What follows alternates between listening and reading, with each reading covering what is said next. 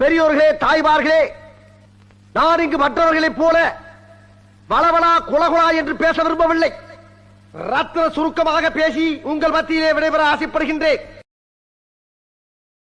ஒரு பெண்ணுக்கு திருமணம் என்பது குதிரைக்கு கொம்பு முளைத்தது போல், உடவன் கொம்பு தேருக்கு ஆசைப்பட்டது போல், சூரியன் மேற்கே உதித்தது போல் என்றுதான் நான் கருதுகிறேன்.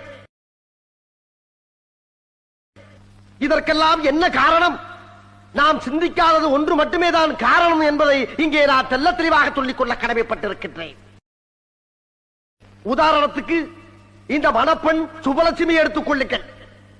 திருமணத்திற்கு முன்பு சில வாலிபர்களுடன் ஆற்றங்கரை ஓரத்திலேயோ அல்லது செடி கொடிகளின் மறைவிலேயோ அரசல் புரசலாக சில கசமுசாக்களில் ஈடுபட்டிருக்கலாம். கர்ப்பமாயும் கலைத்திருக்கலாம்.